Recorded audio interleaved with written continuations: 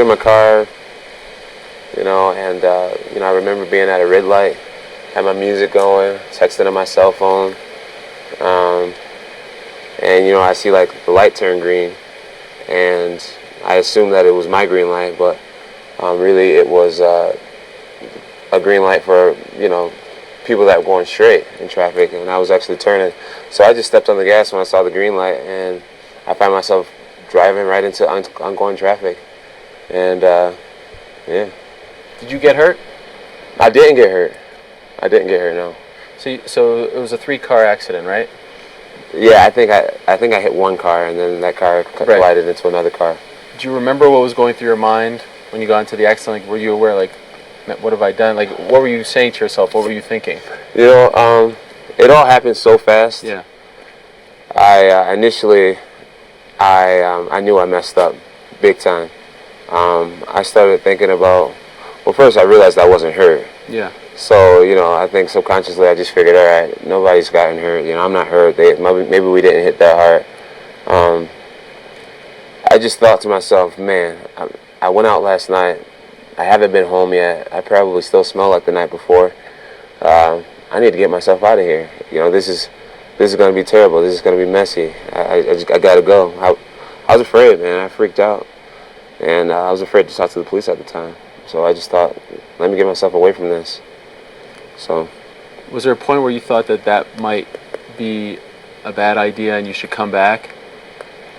Well, or was that way down the line? Like in the moment as you're running, you're like, do you feel like, okay, you've already committed to this? It all happened so fast. People say I ran back to the scene for money and all this type of stuff, making it sound like I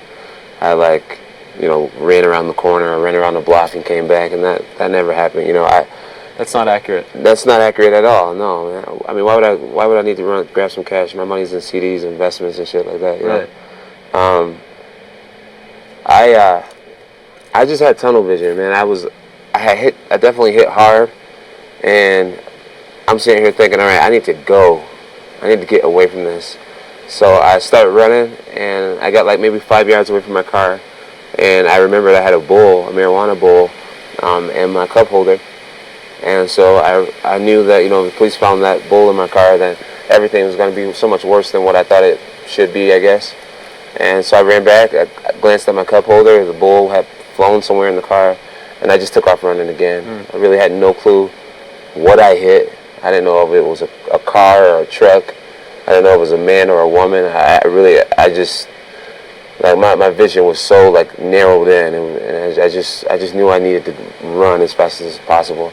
The whole ordeal, I'm trying to say, lasted for like, I don't know, 15, 16 seconds. Right. And it was the worst, 16 seconds of my life.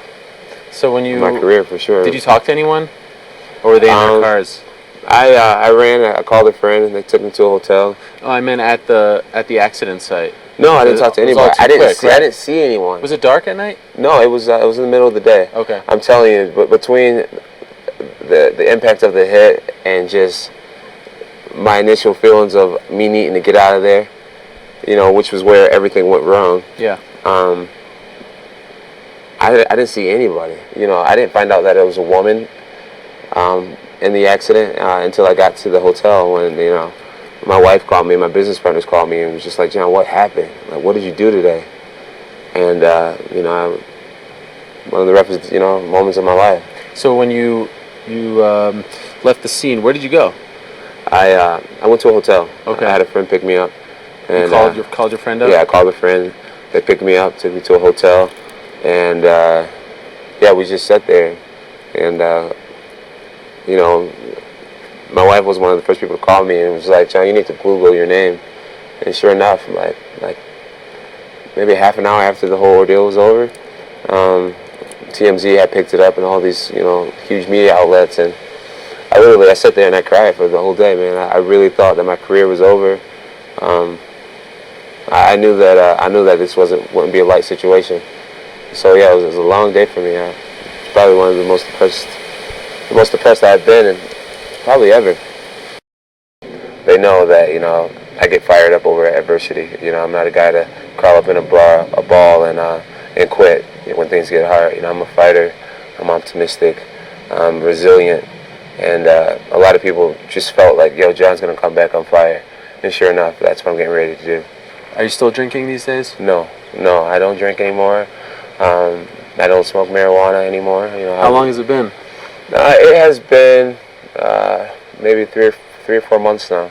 Is it difficult? It's not difficult, man. I'm honestly, I'm excited to be set free from that. You know, it took me a long time to acknowledge that I had a little bit of a problem, you know, because I was able to take care of my family. I was able to win fights. I was able to pretty much hide it from the world. And that I was, you know, smoking pot and drinking 3-4 days a week. I was handling my life just fine, so I didn't think I had a problem. But now that I'm completely sober, I totally had a problem.